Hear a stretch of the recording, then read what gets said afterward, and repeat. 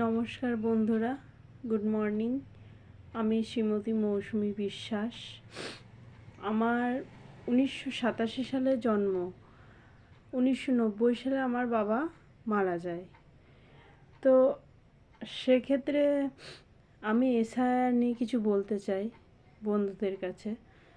1990 সালে যখন আমার বাবা মারা যায়, তখন আমার কাকারা সমস্ত সম্পত্তি বাবার কাছ থেকে নিয়ে নেয়। এমনকি কোনো কাগজপত্র আমার মাকে দেওয়া হয়নি, শুধু আমার এই জন্ম সার্টিফিকেটটা নিয়ে মা বেরোয়, আমার আর বোনের। ঠিক আছে, সেহেতু 2002 আমাদের নাম থাকবে না, কেন কি 87 সালে জন্ম হলে 2002 আমাদের 13 বছর বয়স, তাই তো 2013 কি 14 এরকম হবে। বয়স লুকিয়ে আমার কোনো লাভ নেই। আমি এখন মৌসুমী বিশ্বাস হয়েছি বসু থেকে। দেখো আমার জন্ম সার্টিফিকেট। 2002 আমার বাবার নাম থাকবে না, কেন কি 90 সালে তিনি মারা গেছেন। আর 2002 আমার মা ভোট দেয়নি, তার জন্য 2002 লিস্টে নাম পাওয়া যায়নি। কিন্তু আমার মায়ের 2026 সালে নাম পাওয়া যায়। তো যখন আমাদের মাধ্যমিক সার্টিফিকেট সব কিছু শো হয়েছিল, তো তখন আমি বিএলওকে সমস্ত কিছু বলি, আমাদের ঘটনা, যে এরকম আমাদের পরিস্থিতি, যে বাবা 90 সালে মারা যায়, তার সমস্ত সম্পত্তি আমার কাকারা নিয়ে নেয়, আমাদের কাগজপত্র কিচ্ছু দেয়নি, এমনকি বাবার ডেথ সার্টিফিকেটটাও দেয়নি। তো যাই হোক, আমাদের ডিলিট হয়ে গেছে।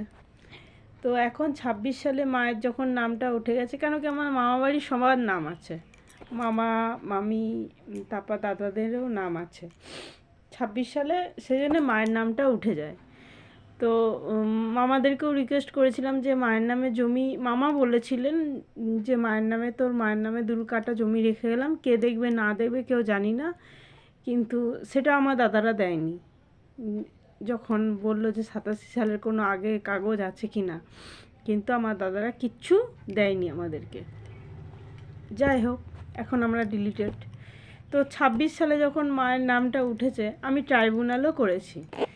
তো সেহেতু ফর্ম 6 আমরা ফিল আপ করেছি। এখন বিএলও বলে, এই যে বার্থ সার্টিফিকেটে তোমার মায়ের নাম নেই কেন? তো গোটা এসআইআর কিন্তু হয়েছে মায়ের যে স্বামী আর বাচ্চার যে বাবা, তার ভিত্তিতেই কিন্তু এসআইআর হয়েছে। এসআইআর পরে এই নিয়মটা কেন চেঞ্জ হয়ে গেল? এইখানে যদি মায়ের নাম না থাকে, এই যে দেখুন দুর্গাপুরে আমার জন্ম, এই যে বার্থ সার্টিফিকেটে আমার বাবার নাম আছে, মায়ের নাম নেই, কিন্তু আমার হসপিটাল সার্টিফিকেটে মায়ের নাম বাবার নাম দুজনেই আছে, সেটাও উনি নিচ্ছেন না। নার্সিংহোম সার্টিফিকেটে মায়ের নাম বাবার নাম দুজনেরই আছে, কিন্তু সেটা নিচ্ছেন না, বলছে এই যে সার্টিফিকেটে এখানে মায়ের নাম ডিজিটাল করান। এখন সমস্ত পোর্টাল বন্ধ, কোত্থেকে ডিজিটাল হবে আমি জানি না। বিএলওর বাজে বাজে কথা, আপনার মা বানিয়ে নিয়ে এসছেন, আপনার এই নিয়ে এসছেন, ওটা কি সম্ভব নাকি? তো এগুলো হ্যারাসমেন্ট, এগুলো আর কিছু না। বন্ধুদের কাছে একটাই রিকোয়েস্ট, আমার এই ভিডিওটা প্লিজ তোমরা মুখ্যমন্ত্রী কিংবা প্রধানমন্ত্রী যার কাছে, আমার কিন্তু টাকা পয়সার জন্য আমি ভিডিও করিনি, আমি জানিও না ইউটিউবে কিভাবে ভিডিও করতে হয়।